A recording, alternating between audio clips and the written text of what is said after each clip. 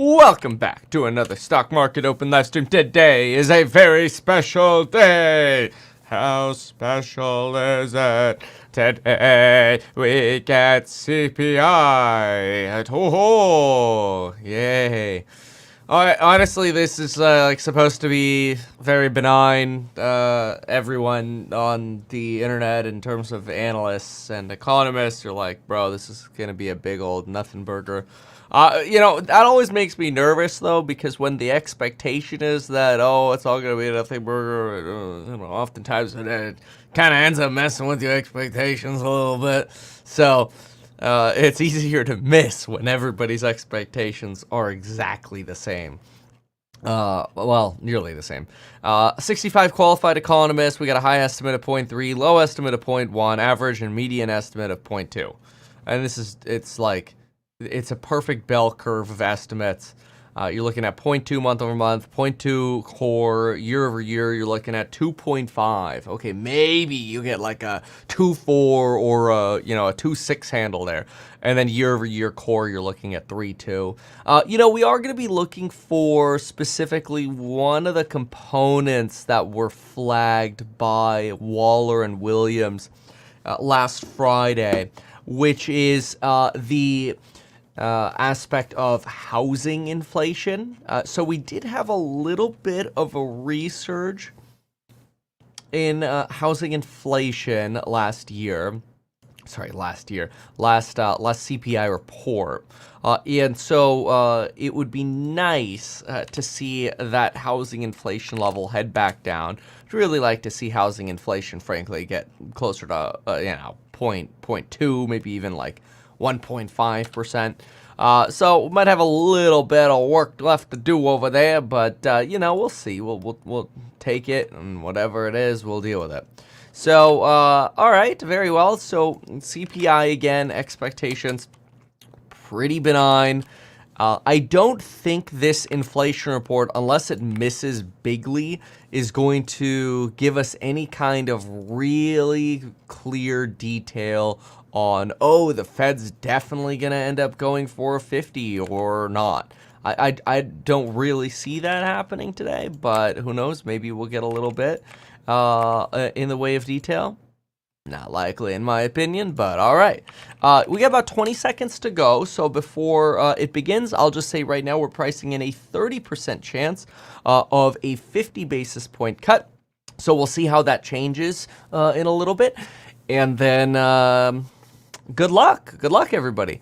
And we have a flash sale going on that ends tomorrow at 6 p.m. on the courses on building your wealth. All right, here we go. Drum roll, and 0.2. Ooh, a little high on core, 0.3. Match on year over year, 2.5, and 3.2 on the other. So a little smidgen high there on that core number. Let's listen to here, and I'm going to grab the sheets. Important breaking news of the morning. Our August read on Consumer Price Index, the last look at this series of data points going into next week's obvious big FOMC meeting. CPI month over month headline up 0.2 exactly as expected. Up 0.3 when you strip out food and energy. That's a tenth hotter than we were expecting. And that equals April. To find a higher, you have to go. Oh, the report's not out yet. I'm looking for it. Up 0.4. If you look at the year over year numbers in the rear view mirror, 2.9. That now becomes 2.5. 2.5 is the smallest amount going back to February of 2021. And if you look at year over year ex food and energy, 3.2. It's out now. All right, so left futures down a smidgen there, and yields up about 2.6 basis points. So not a massive rise yet in yields there. Are the indices. CPI index going all the way back to 1913 actually moved down just a smidge from 3.1454 to 3.1479. That's higher, but it's lower than expectations. Yeah, all right, let's get into this now since we have the report. Let's see what's the detail. And so we're going to go to the bottom here. as I always like to do, I'm going to start with services. Let's get right into the meat of it. Other personal services. Looking at that far right number, up 0.2% on other personal services. That's fine. I really want to get to the real estate one. Postage and delivery, 0.5. Small weight on that one. Education and communication services, 0.2. We've got other rec services, negative 0.1. Pet services, 0.3. Including veterinary services. Pet services themselves still coming in a little hot there at 0.6. Recreation services, 0. Airfares. We got a rebound in airfares. Look at that. 3.9 on airfares after negative and negative. So public transportation popping up about 2.5% there on the month-over-month basis there. So it's quite a little bit there. Motor vehicle insurance stays low. This is good. You want to see this? Look at that. It's just 0.6, 0.1 for motor vehicle fees, but 0.6 on motor vehicle insurance. That's great. Transportation services down on car and truck rental, which is great. But again, those airline tickets popping up a little bit. Not ideal, but it's a very volatile sector. So that could be what pushed up core a little bit here. Hospital and related services, those picked up again a little bit, 0.4. So some of these core services picked up again here, not ideal. Although medical care services, they did tick down right here, so that's good. Okay, here we go. Rent of shelter. Damn, that's not good. Look at that. That's exactly what you did not want to see. So not ideal. This goes up from 0.3 to 0.5. And you can see previously we went from 0.2 to 0.3. And that's rent of primary residence. That moved up a smidge there. Now that's actually okay though, because what you don't want is this section to be the big driver, because it just has such a heavy weight. It was actually, in this case, it looks like lodging away from home, so hotels popped off a little bit. So hotels and airfares popped up a little. Well, never mind. Well, hold on a sec. Rent of owner's equivalent rents right here. That's not ideal either. This 0.5. See, look at this, how we went 0.3, 0.4, 0.5. Not the most lovely there. And it does say housing costs were the biggest culprit. The index for shelter rose 0.5%, which was the main factor in all of the increase. So there it is. Shelter, shelter, shelter.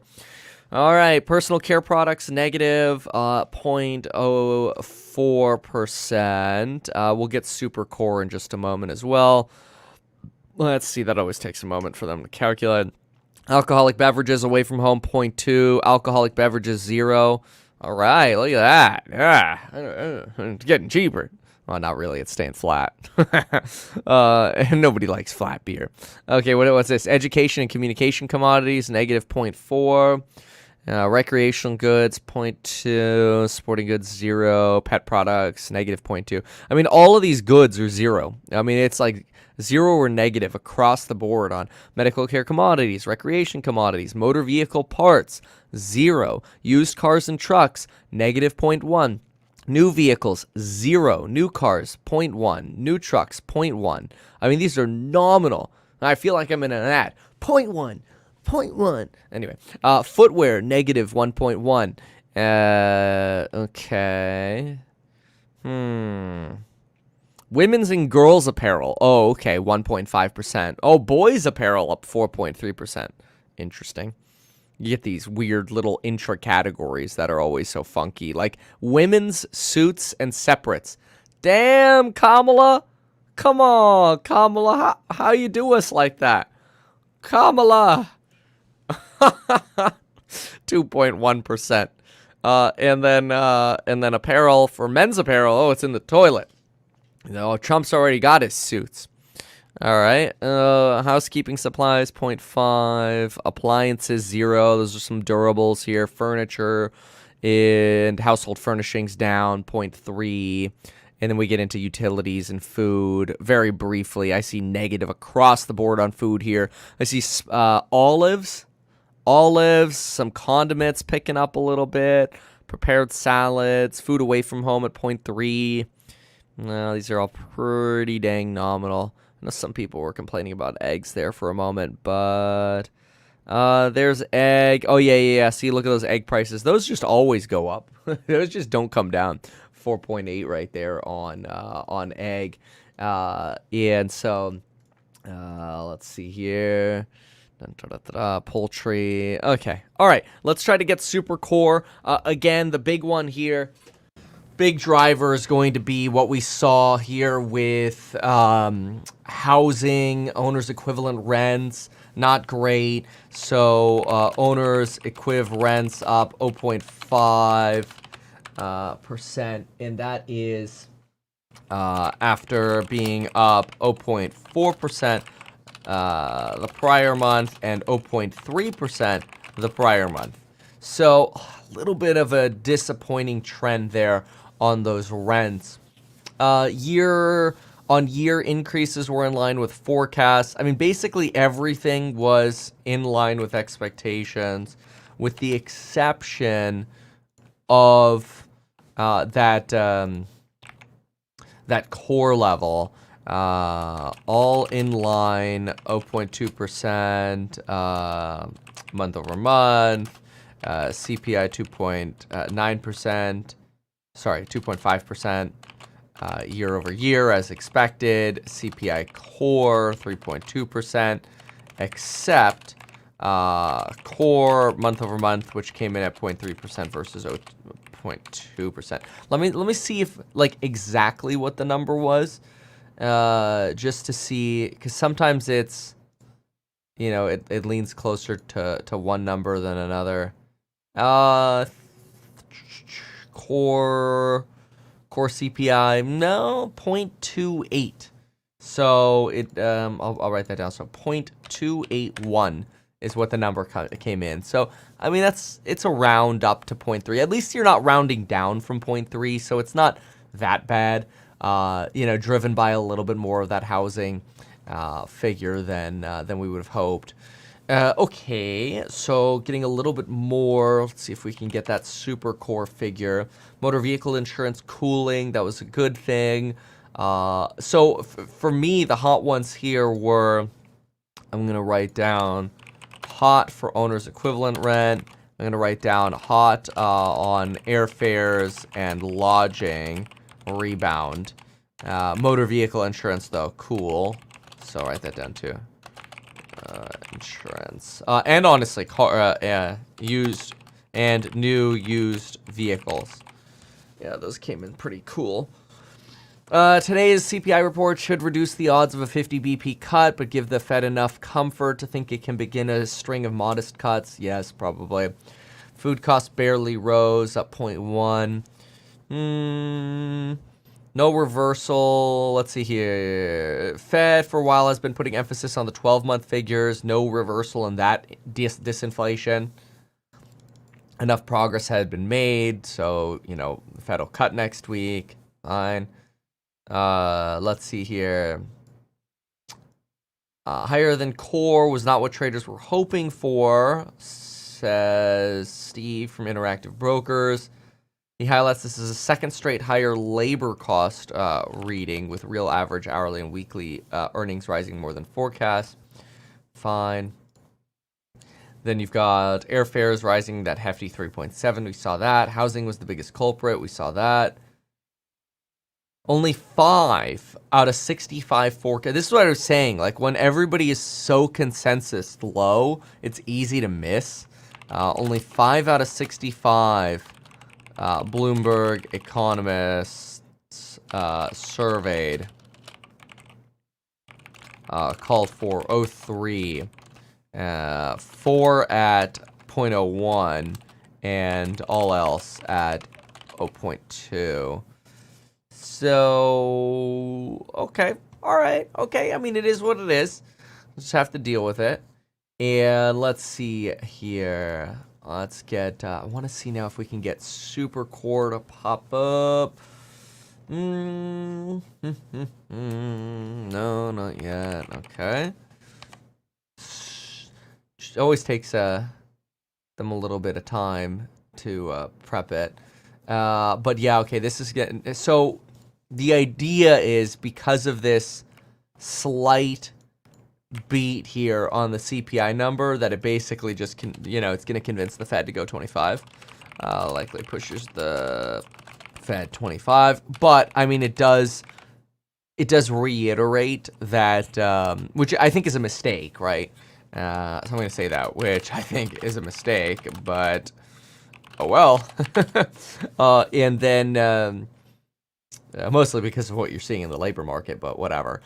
So likely pushes the Fed to cut 25, which does mean we have to unprice that about 30%. So that'll probably go down to like 1.15-ish. Absent like some crazy data between now and the Fed meeting next week, I don't really think so. You've got PPI tomorrow. So let's see here. Let's just write down other catalysts. You're going to have PPI tomorrow. Then you're going to have expiring coupon code tomorrow at 7. That's our flash sales will be over. So make sure if you haven't looked at it yet, go look at it at meetkevin.com. You get lifetime access, which is also kind of cool. I mean, I know people are in there from 2017, 2018, 2019, and they're like, I've been watching the Course Member live streams for years. That's kind of cool. People bought before the pandemic, and then they're like, oh, I need to find out what Kevin thinks during the pandemic. All right, it's all right. You can. You already paid. Import, export prices Friday, and then U of Mish pricing Friday. Then you get retail sales next week. Retail sales next week before the Fed meeting, and then you do have the Fed presser that'll come out on the 18th, and the expectation is the expectation has been for 25 basis points. It's just we had about 30 basis points built in of cuts. Okay, I guessed it would go down to 20%. It went down to 19.2%. All right, very well. But that could move a little bit more. So it'll probably go down to 0. 50 basis point cut, now priced at just 19.2% versus, okay, now it's down to 15%. There we go. 15.8%. It updates like every minute or so. Now priced at just 15.8% versus about 31% prior to CPI data. Okay. All right. That's fine. See, all it does is, ironically, slow the Fed down with their support for the economy. And in slowing the Fed down, unfortunately, they end up potentially causing more damage to the labor market. So, not ideal, frankly, for the Fed. But whatever. Okay, so, and we're in the Fed blackout window, so it's not like you're going to get any kind of Fed speak after this. So keep that in mind as well. We are in Fed blackout until next week. All right. It's bobbing around 15 to 17% right now. So that is that 50 BP. Okay. Can we get core services yet? Let's see. So it looks like housing costs have spoiled what would have otherwise been an on-script reading. Airfares played a role, but the biggest culprit remains shelter, not an issue that can be resolved overnight. That's also true. Risk here is, so I'm going to say that, risk is, okay. What's going on, Mr. Dell? It's not actually a Dell. I don't like saying that. Where's Steve? All right, I don't know what's going on. Okay, whatever. So risk obviously is that. Let's see. So it looks like housing costs have spoiled. Okay, yeah, here.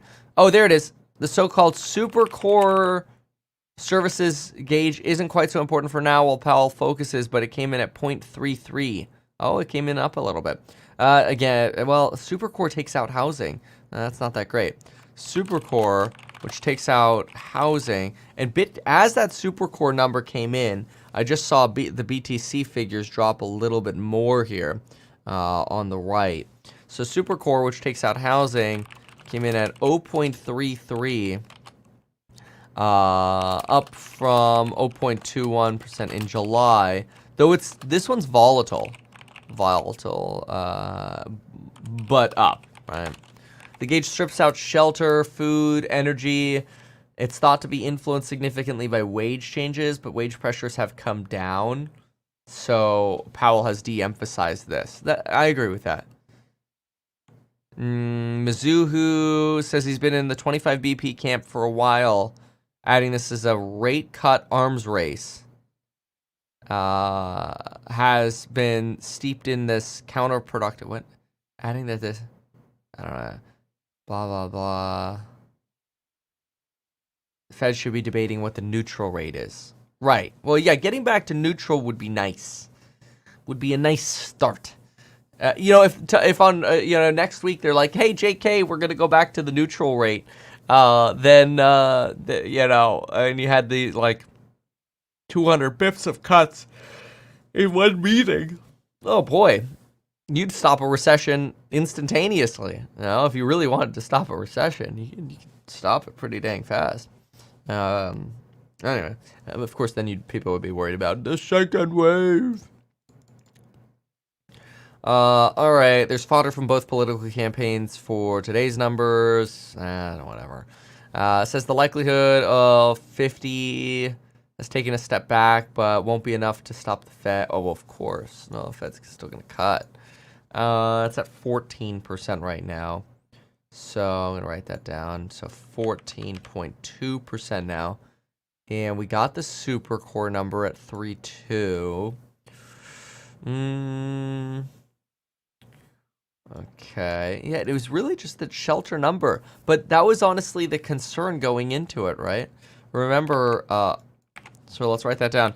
Williams and Waller flagged housing concerns as watering down a 50 BP rate cut, right? They told you that they're very blunt, like, hey, those housing issues are still something we're paying attention to and suggest we still have some work to do on inflation.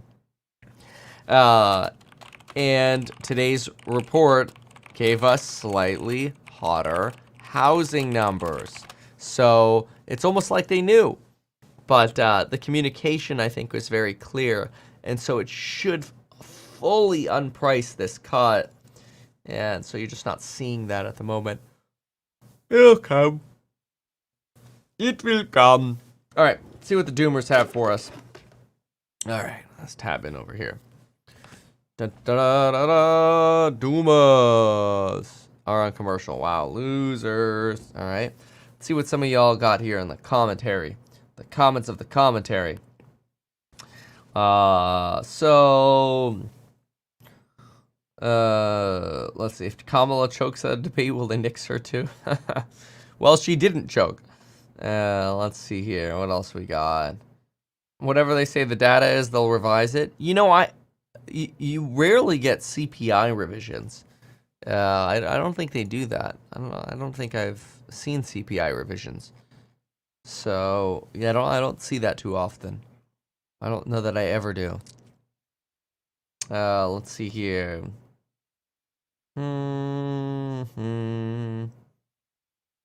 Let's see here. Somebody's saying slowly working the market back up. What about you? I think people misunderstand what market makers are versus what institutional traders are who are, just trying to make a buck on trading. Market makers trying to make money providing you liquidity. Are you saying shelter should go down for a long time? Why do you think it's coming in hot? Well, unfortunately, we already know the way the Fed calculates owner's equivalent rent is a little poopy. But let's see if we can get like a Zillow, rent cost index or apartments data. Those usually give us a little bit more of a guide as to what's going on with rents. So that'll take me a second to get. Oh, Doomberg is back. Let's listen to them for a moment while I look. 240. We had some economic data about 20 minutes ago. CPI coming in hotter than expected, 0.3% month over month, excluding food and energy. So that's the core print. We were looking for 0.2. That very marginal difference, apparently the difference between the Fed going 25 instead of 50 a week from today. We'll have that conversation in just a moment. As we count you down to the opening bell, a couple of things to watch for the markets in the next couple of days.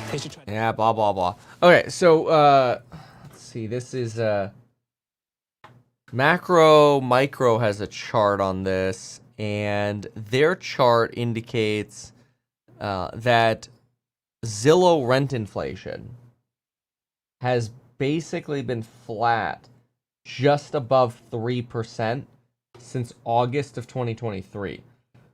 So, you know, the comps based on that, Zillow rent index. Yeah, but I guess it's the month-over-month numbers that they're looking at here. Yeah, that's fair. Okay, take a look at this. So this shows you the Zillow rent index, which is the red line here. And then PCE and CPI are up here at that 5% level year over year. So, unfortunately, a hot read on the month-over-month isn't ideal. It just puts you in a little bit of a warmer boat. It puts you closer to that 6% level, you know? 0.05 times 12, yeah, it puts you at 6. So it is a little warmer report where it's, you know, there you go. You can see that CPI number edged up a little bit on that year over year because of those month-over-month numbers. But it's not necessarily seen here in the Zillow rent index, although that ends in July, so I guess we'll see.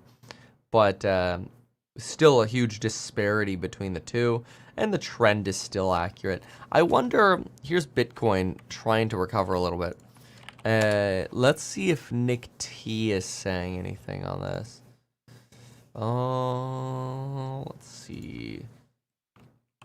Nick T. I don't know if he's up yet.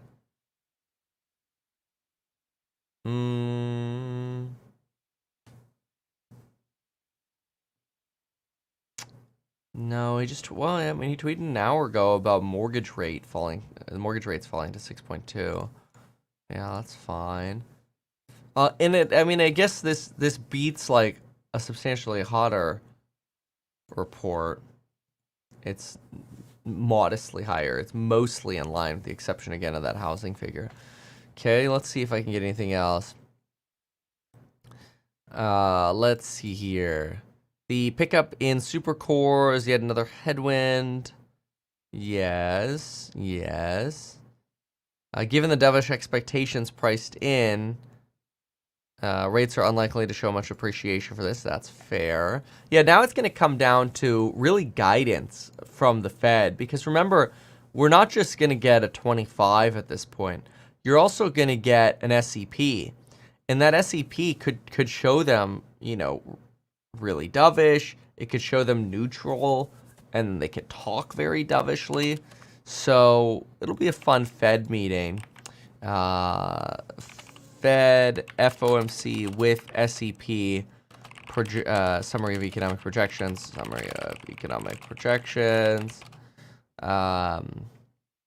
will be out next week. So those will give us guidance for where they see rates at the end of next year as well. So I think that'll be quite useful to markets. Okay. Seems like the market is trying to stabilize after that. So, you know, you had a little bit of a shock there for a moment, and I think markets are kind of looking at it like, all right, you know, is this really going to stop the Fed from focusing on the jobs market? I think that's the logic to look at this with. Is this really going to stop the Fed from focusing on jobs? No, in my opinion, especially given the lack of Zillow rent year-over-year surge. Yeah. I mean, that sort of market data I think they'd look at as well to some extent. I know they like their lagging owner's equivalent rent, but that's honestly what's probably been keeping the Fed over-tightening. Okay, what about apartments? Apartments, rent index. Let's see if we get that. Apartment list, rent report. Okay. Rents are down 1% month over month, down 0.7% year over year. And that's according to September apartment list national rent report. Okay. Yeah, let's write that down for a moment. So apartment list September 2024 sees rent down 0.1% in August.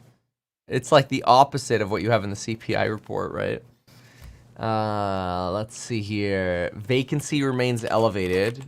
Vacancy remains elevated at 6.7%. And let's see here. With many of the steepest declines in Sunbelt cities that expanded inventory, that's not a surprise. Austin down 7.5%, minus 7.5% in rents. Atlanta down 4.9%. Raleigh down 5.6%. Yeah, these are the more overbuilt COVID markets, right?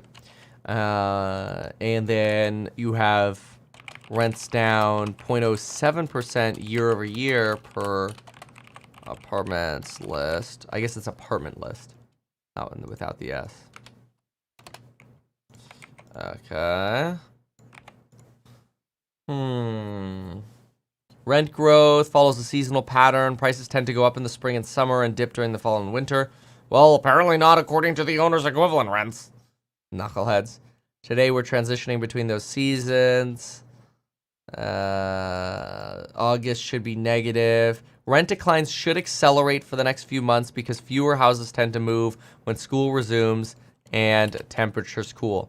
Now, that's a really good argument right there. But that does also create less price discovery. But remember that owner's equivalent rent is not a market measure. It's what people think their home is worth for rent. It's the dumbest survey ever.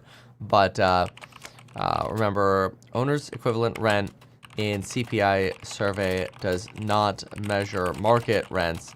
It measures what people think their home would rent for. It's the stupidest, so stupid. Stupidest thing ever. This is why I like looking at some of the other data, you know. Peak monthly rent growth usually occurs in March. Year over year, we remain down. Rent CPI remains elevated in CPI. See, oh, they even talk about it here. Let's look at that. The primary measure of inflation in the United States is the BLS's CPI, which is heavily influenced by changes in housing. The Apartment List National Rent Index has proven a strong leading indicator of CPI housing and rent components, collectively referred to as shelter, since our index captures price changes in new leases, which are only later reflected in price changes across all leases. The Fed knows this. They do this because they're trying to understand, okay, what is the whole That was weird. What is the whole basket? Oh, it lost my HDMI. Okay. Of people basically paying in rents. So they use this mega lagging indicator, but we already know about that. I just want to see if this is starting to, like, you know, tick up. And you had a big hole over here. It could be we're comparing to those comps over here, I wonder. You see the apartment list? You got like that hole right there. And now you're kind of year over year comparing. Maybe I don't know if that's the case. But it does look like there was a little bit of a bump maybe around that similar time last year. But, you know, a hole rather in this case for this, which would make that number look a little higher year over year technically. But it's still negative for them. Okay. Well, yeah, because it's below the line. Let's see here. Index peaked in late 2001. They lead, blah, blah, blah. Yeah, I mean, look at that lag time, though. You know, from peak to peak, what is that? Peak to peak, you're looking at a year and a half. It's like an 18-month peak-to-peak move. I think this is, you know, most of this report was pretty good when we read through it. I know, you had that tick up in lodging and airfares, but, you know, you came out of a slump. So I'm not as bearish on this one. Oh, here you could see some rent changes too on a map. That's kind of cool. Year-over-year rent changes. What do we got over here? Oh, look at that. California, what is this? Oh, look at that. Oxnard, up 0.13%. I think they call it Oxnard. Usually we say Ventura County. Ooh, Sacramento up 1.4. That's interesting. Salt Lake down 1.5. What's this? I want to see more. Give me more. Oh, it's not letting me in. Whatever. Austin 7.5. Raleigh, Jackson, Atlanta, Charlotte, San Diego, San Antonio, Dallas, Phoenix, Orlando. And on this side, on the upside, Ohio. Wow. Cleveland, Ohio. Nice. All right, all right. So, I think that's pretty straightforward. As shelter inflation continues down, it will ease overall inflation as well, but it will take time for shelter to fully metabolize to full rents. That said, while it's widely expected that the Fed will cut interest rates in September, indicating they're not waiting for a full come down in shelter. I mean, that's possible too. You know, you could literally just get Powell who comes out and says, hey, you know, we're not waiting for that to come down because we think it's already coming down. Let's listen in over here. Third anniversary of the 9/11 terror attacks that hit New York City and Pennsylvania, as well as Washington, D.C. in 2001. We honor the victims, first responders, and all of those around the world impacted on that very day with a moment of silence in observance when United Flight 175 struck the South Tower of the World Trade Center.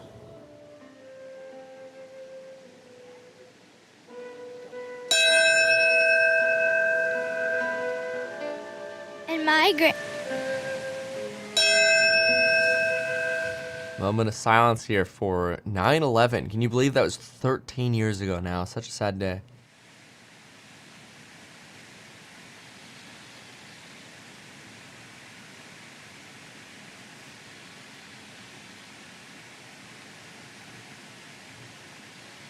Kamala and Joe. There's Trump. Is that Bloomberg? Giuliani? Clinton? And my grandfather, But, oh, did I say, oh, 23. Sorry, I said 13. Corgan. We love you so much and we miss you so much. Me and my 3 sisters wish we got to meet you. That's crazy. Yeah, that's almost, can you believe that? It's almost a quarter of a century. I haven't even had a sip of coffee yet, so I blame the coffee. John Bishop. Chris Romeo Bishundat. Jeffrey Ah, so sad. Yeah, I would hope it wasn't 13 years ago. Man, I was what, in 4th grade? That was crazy. Still remember I was the hall monitor kid or whatever for our classroom that week, and I'm like, man, this is interesting. I get to keep leaving class to take people to the office because they're going home.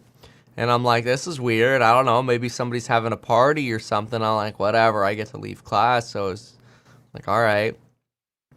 And after like, I don't know, 15 kids have left, all of a sudden they're like, oh, Kevin, you're going home too. And I'm like, what's happening? Yeah, it's pretty intense. Anyway, so I'm sure everybody had their experiences and stories. Anyway, so take a look at this. Bitcoin, and those are things you just don't forget.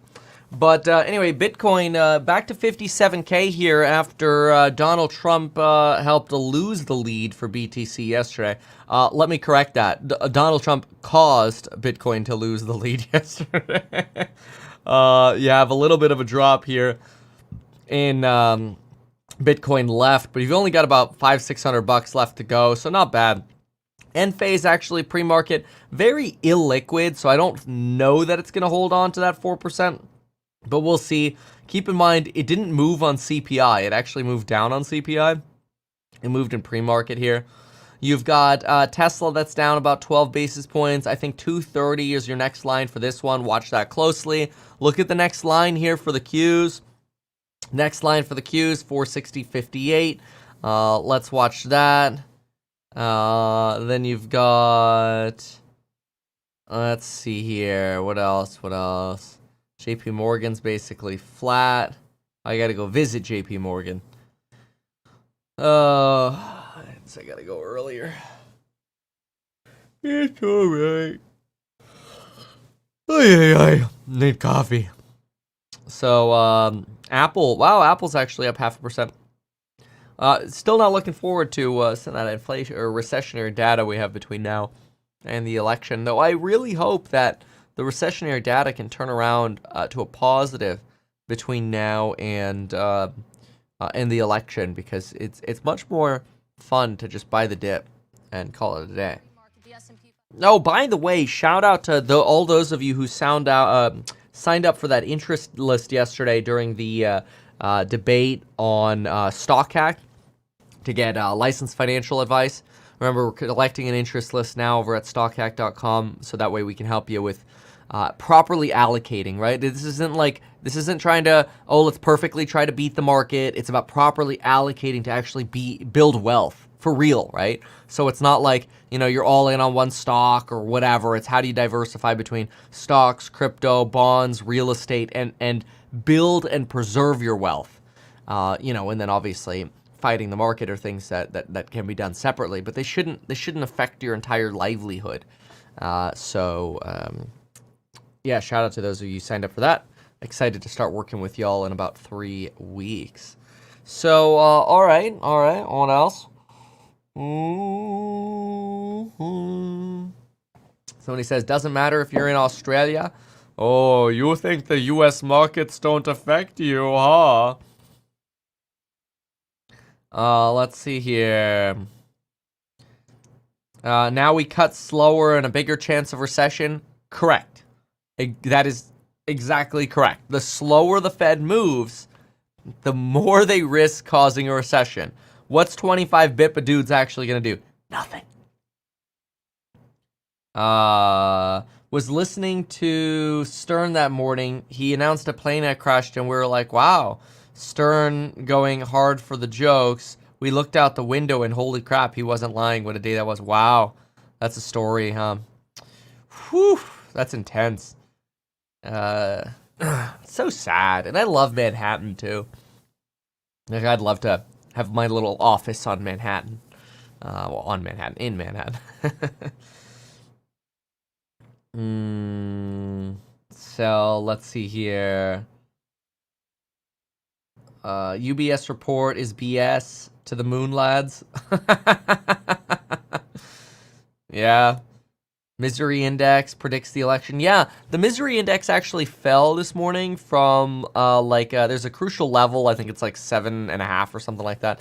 It's like 6.8 right now, which usually is supportive of an incumbent because usually when misery is higher, you have a change of the guard, right, from an incumbent, which they basically argue is Harris, to a new president. Kevin should have been a cruise director. Hell yeah. The cruises are fun. Actually going on a cruise soon. Yeah. So, pack your puts. Or buy your puts. And it's before the election, too. Oh, yeah. So, crazy. All right, 20 minutes to market open. Do you think Trump could have used the tactic of using fear as a motivator? The problem with fear is it's fleeting, right? Like, fear works. Like, let's say, again, I'm convinced that if Donald Trump were shot a day or two before the election, he'd win in a landslide because fear lasts. People are like, oh my gosh, this is an attack. This is horrible. This is terrible. As time goes on, that the fear emotion fades. and it actually hurts a fear-based campaign because then people numb it out. So you're better off talking about the future and what you're going to do, which is exactly why the Dems have taken that strategy. But Trump doesn't listen to anyone. We all know that. I think I'm not saying they should be listening to me, but I think I've been pounding my desk for weeks now going, bro, why don't you make it clear that no wars were started under your presidency? Like, that would be a great line during the debate. Why not talk about how your goal is no new wars going forward? Why not talk about how much your economists say your tax plan is going to save every average American or every business owner? Like, why not come prepared with some of that data? You already know what they're going to say. And that's why they were able to beat up on Trump so much yesterday, is because they know what Trump's going to say, and they weren't expecting him to come with anything new. Trump should have come with some new information, and then he wouldn't have gotten off topic so easily. I mean, we know it was like a 3-on-1, but still, he knew that going into it. I don't know. I think I honestly think the easiest way to put it is his ego got to him, and he's like, I know how to debate. Nobody knows how to debate better than I do. I don't want to prepare. I don't need that. It's all fugazi. Oh, man. Yeah. All right. So, let's see here.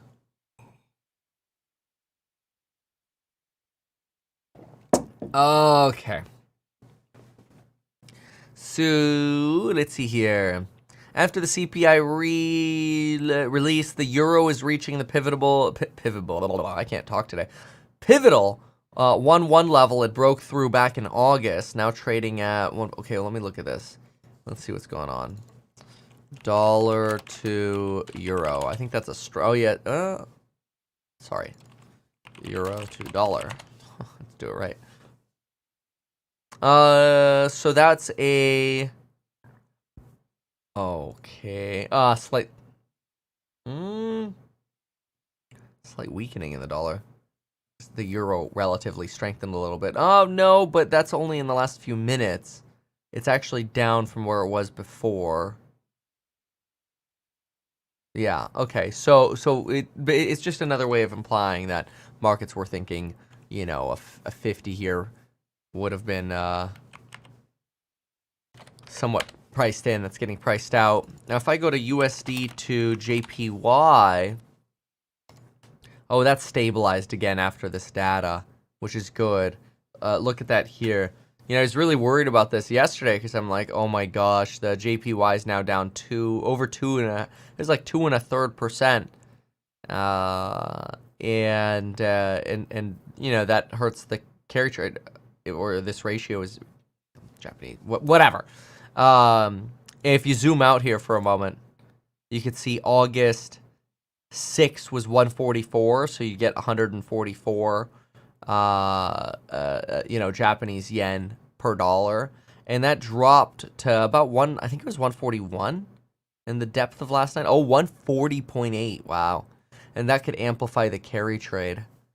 So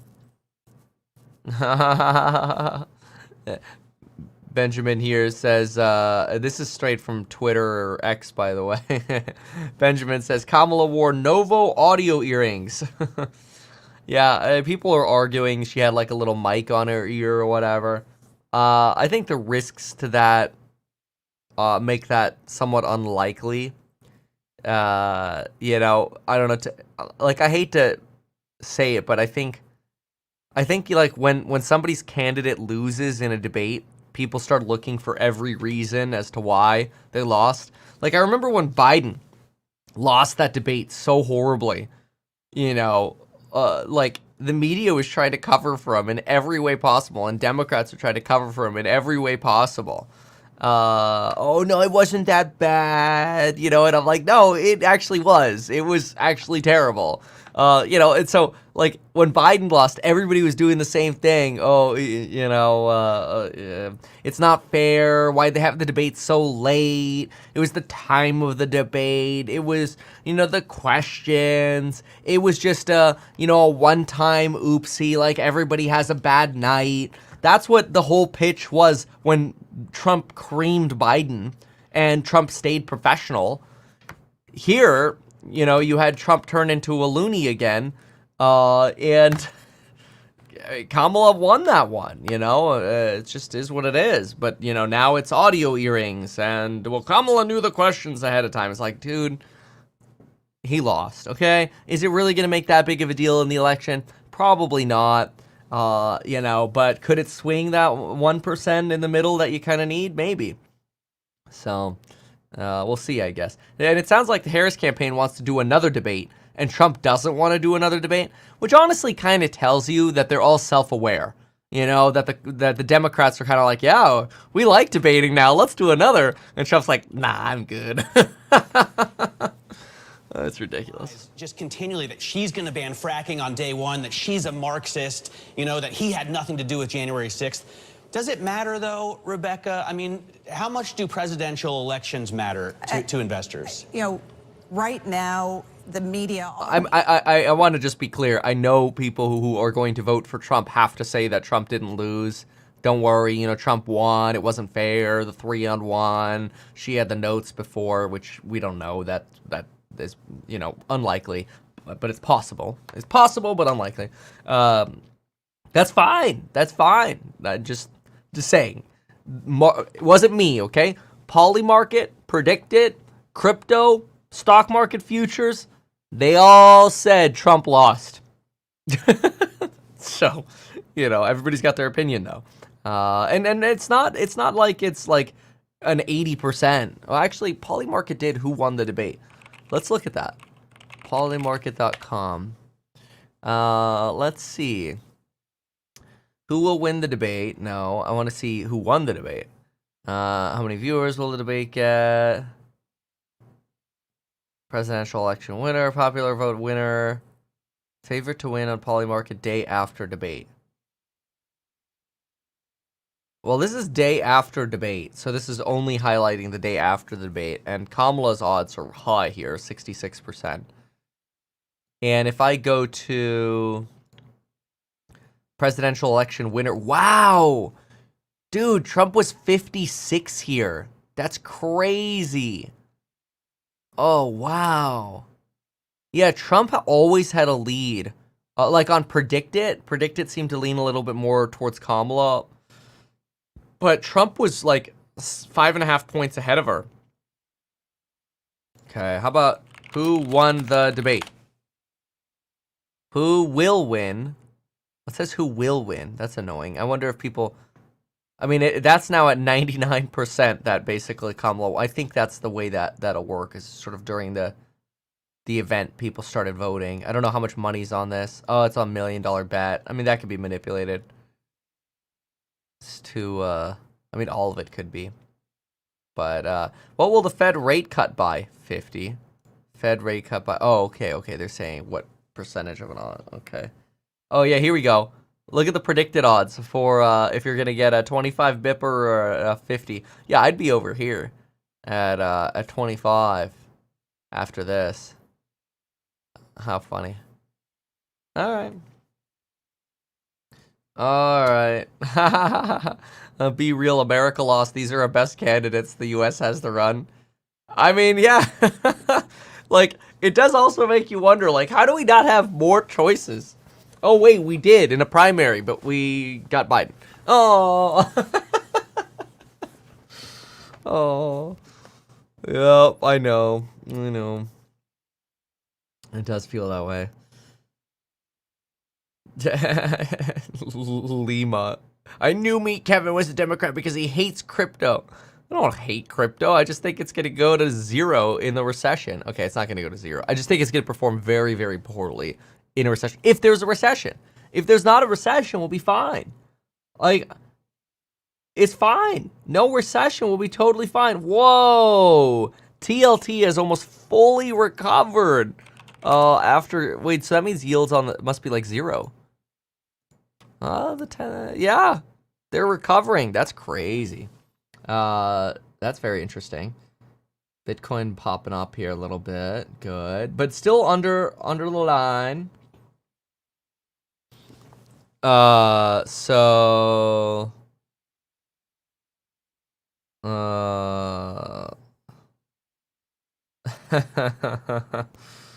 it was rigged, bro. Yes. Anytime you lose, it was rigged. Kevin, if a 25 BP is clear, shouldn't that dampen recession fears? No, actually, it's bad. See, because you have to think about it this way. The Fed isn't going 25 BP because of recession or not. The Fed would go 25 BP because of what inflation came in at. But we know inflation is now heavily influenced by owner's equivalent rents. So going 25 is based on lagging data, which just hurts the economy more. It's actually bad. It's a bad thing. It increases the odds of a recession, right? That's the poopy thing here. So it makes things worse, not better. So I'm gonna stay at a 3-2 on the bear bull scale, but I'm gonna write that down just to sort of document it. I like doing that. So still at 3-2 on bear bull scale, but 25 BP increases the odds of recession, especially since it's based on lagging OER CPI data, and not on forward-looking recessionary warnings. Fed should still go 50. Watch this. You ready? You ready for this? Watch this. If the Fed goes 50, I'd actually become more bullish. Yeah, I know. The bear. The dirty bear Kevin with the flash sale ending tomorrow at 6 p.m. I know. He just said he would go more bullish because that means the Fed's actually doing their job. Crazy, huh? Somebody says DJT did not like the debate, and Motivation says, morning, Kevin. You know, I love it when Motivation greets me. Okay, DJT. Let's see here. DJT. JJ Tizzle. Reamed. Reaming spree.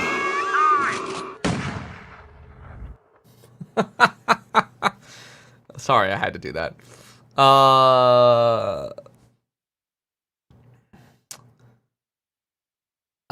Okay. So Jesus, 15%. It's the only reason I find any humor in this is I just still can't remember being on Newsmax with green hair in 2021, and it was like $150. This is on video. You could go look it up. Just look up Meet Kevin Newsmax. And I remember telling the anchor, this is going to go back to $10. And they looked at me like, what? Should we sell? And I'm like, there are no revenues. It loses money. There's no company. So, this is a reputation-based play.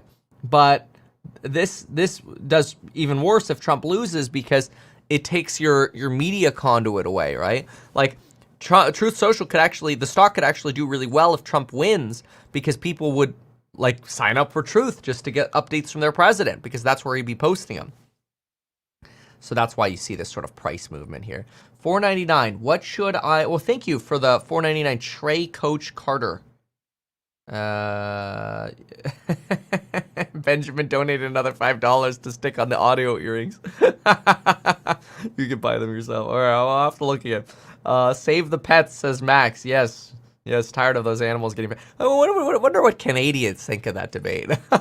Or anyone around the world. They're eating dogs. Okay. What should I expect to happen with high yield savings accounts after rate cuts start? plummet. No, I mean, look, they're just going to stair step down, you know? So if you're in a high yield savings account that's yielding, say, 5% right now, and they cut 25, it's basically same day going to go to 475. If they cut 50, it'll same day go to 4.5.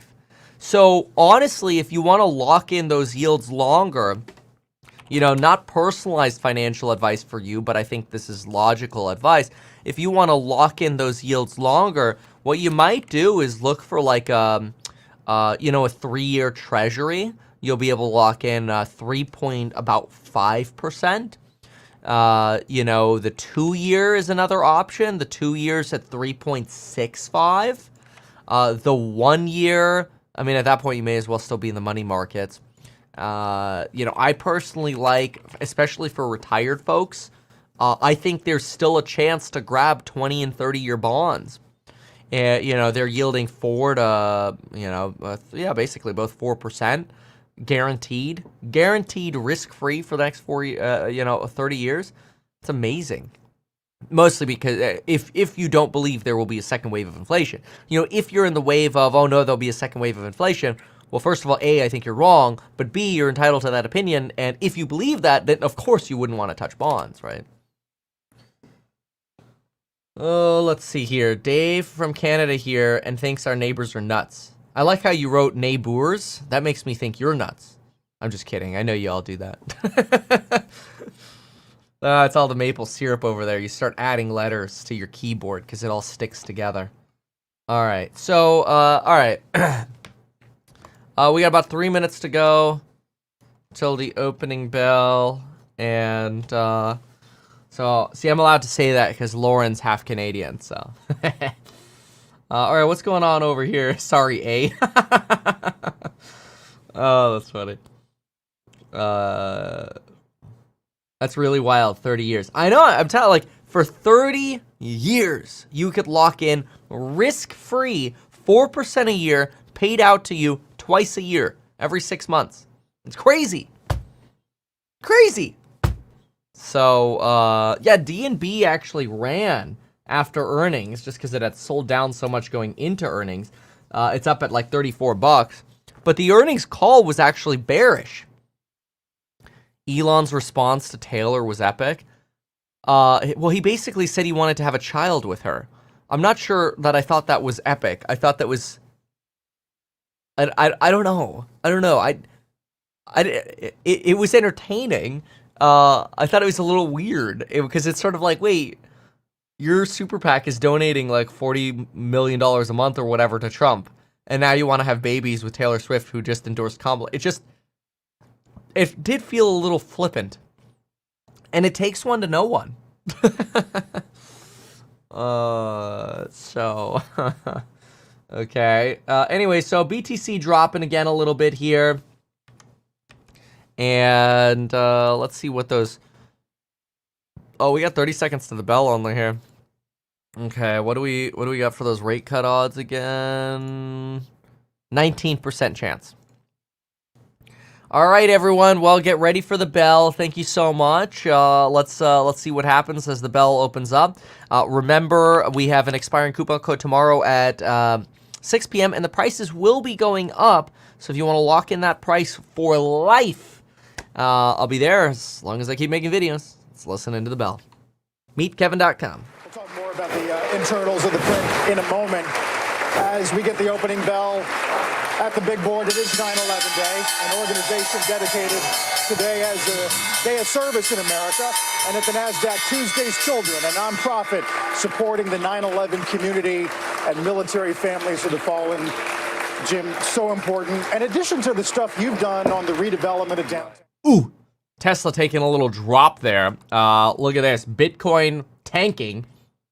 All over the place right there. I don't know what happened to Tesla there at the open, but it was supposed to go towards 230, and now it actually looks like it's going towards 221. The Qs are selling off on this. Remember, this was recessionary. Not good, because it's going to slow down the Fed fighting a recession. So is there a chance the Fed wants to price in, or markets want to price in some recession today? Maybe. Maybe, baby. So a little flat there on the Qs. Nvidia's trying to pop up a little bit at 1.6. What else do we have? Palantir's down a couple percent at 34.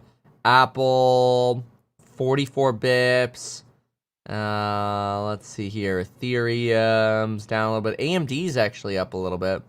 145 line, playing that line a little bit.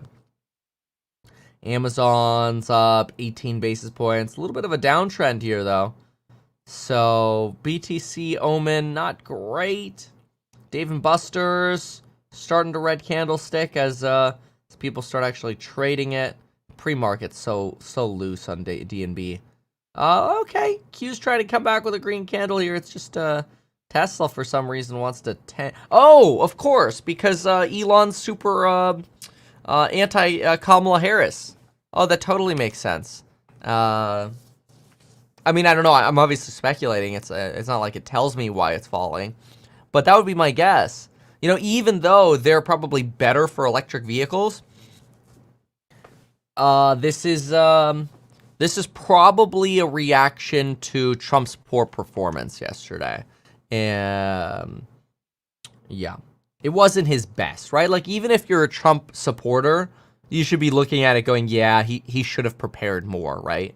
Like, that should be a very reasonable, rational thing for people to conclude. Enphase still holding on to its pre-market numbers here. Tesla keeps going down. You're about to hit 221. Trump media is actually bouncing a little bit. Wow, Dave & Buster's now down to 7%. That's profit-taking is what that smells like. ARM's up about 14 bips. Nvidia is trying to pop back up. Yeah, I don't know. Risk-reward for buying stonks, right? Oh, look at that. Within 24 cents of my line, you get the bounce. Trust the lines, my friends. But, I forgot what I was going to say. Oh, well. Okay, so, alright. I mean, pretty stable so far. You know, or stabilizing, I should say. Let's listen to Jimbo for a moment. Tracking the data, and I know that... Oh, GME? Yeah, GME's got the share offering going on, which it's down 12%. I mean, we've known this for years, that GME and AMC, they have to dilute their shareholders. Unfortunately... See, like, dilution's not necessarily a bad thing. You look at somebody like Michael Saylor. Okay, so he dilutes the stock, but he goes and buys more Bitcoin, and Bitcoin goes up. People are like, yes, please dilute me more, baby. You know, but with GME and AMC, you're diluting shareholders to raise money, but then you're taking that money and then you're throwing it into something that's still not making money or is barely making money. That's why the stocks fall. Again, if you dilute to make money, people are like, yes, do that more.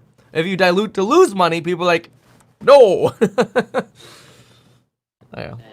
Comparable scale growth. Now, how did he have that? He didn't make it by price. He didn't raise price. He got it by traffic. Now, Michael would tell you, and David, I think it was really... Oh, DJT just took a slap to the face. Oh, down 17% now. DNB's only holding... Again, their earnings call was bearish.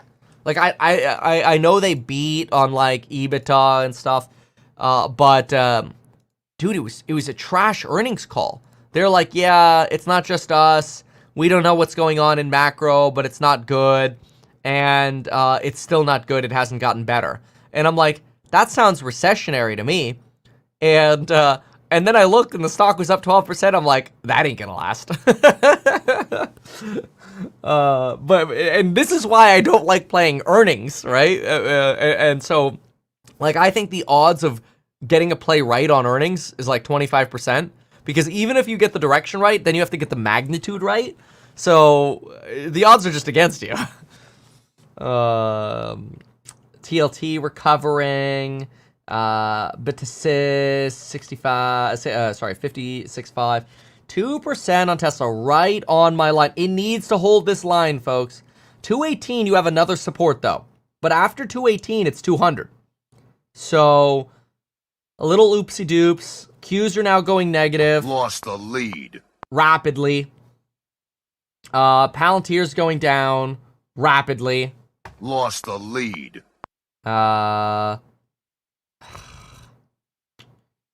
you don't want to see, like, again, I still maintain we're a market crash away from a recession, and I can't cheer that. It's bad. It's just bad. There goes Amazon, lost the lead. Lost the lead. Oh man. Yeah.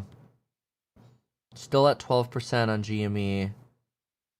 Ay ay ay. Ay ay ay ay ay. Ah. Oh, jeez. It's not good.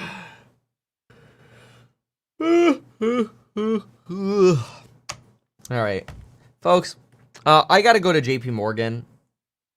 So we'll do a couple more minutes here. But let me just get my little quick pitches out of the way. Tomorrow and then I want to talk Catalyst. Tomorrow, 6 p.m., flash sale expires. Remember, folks, in about 15 minutes, we are going to do a course member live stream together, and we're going to go through my entire thesis on a multi-million-dollar trade. I think it's a really big deal. It's obviously not personalized advice, but I'm going to go through why I think it's a good thesis, maybe how to position it in a portfolio, and what I think the risk factors are for it, why it's good in a soft landing, why it's good in a recession, blah, blah, blah, blah. We'll talk about all of that. If you want to be a part of that, you pay one time. I know some of you have been watching for years, and you don't have to, but I know some people are like, you know what, all right, I want to be part of the course member lives. They pay once, and you're in it forever, which is kind of cool. That way you could always check in. You know what a lot of people do, by the way, I think they're like 3,000 or 4,000 people. They'll come back afterwards and they'll rewatch or after work or whatever. Oh, what did Kevin say in the course live today? About a certain stock or about a certain thesis, because we're doing the analysis, earnings calls, fundamental analysis, answering questions, whatever it is. So it's kind of cool. So check that out. A lot of people bundle that up with some of the other courses, especially the real estate course, though I know rates are a little high right now.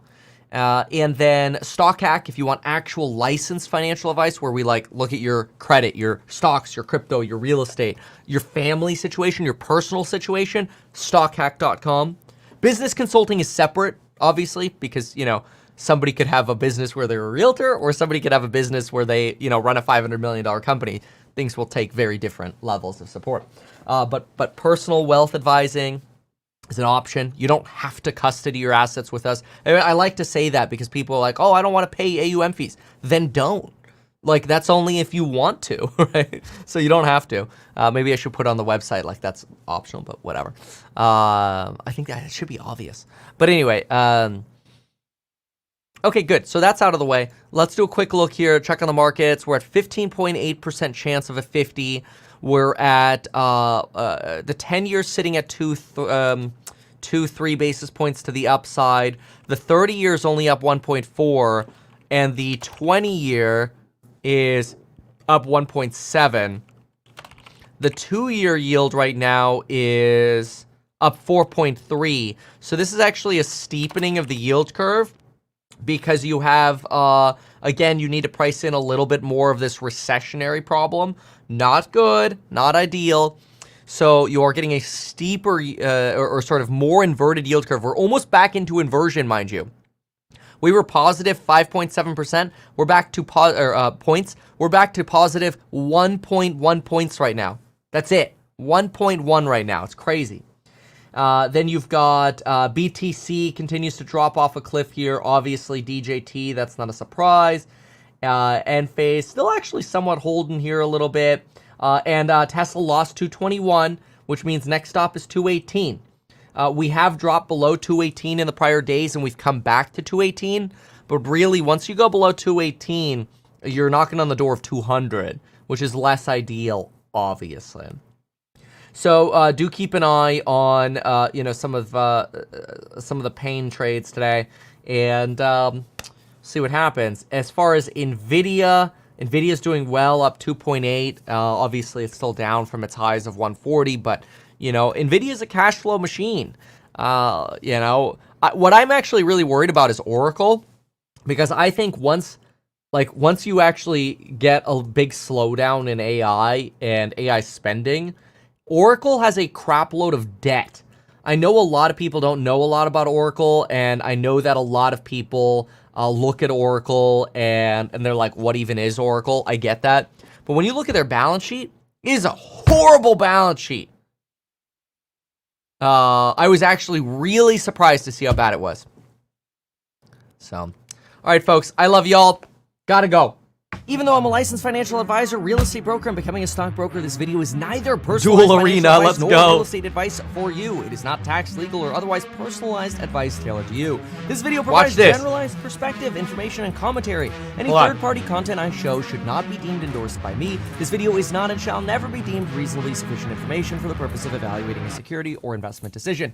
Any links or promoted products are either paid affiliations I'm ready. with products or services which we may benefit from. I personally operate and actively manage ETF and hold long positions in various securities, potentially including those mentioned in this video. However, I have no relationship to any issuers other than HouseHack, nor am I presently acting as a market maker. This is the Daharix Great Axe. 2007 Barrows. Where were you? Yeah, that's right. See you in the course member live stream soon.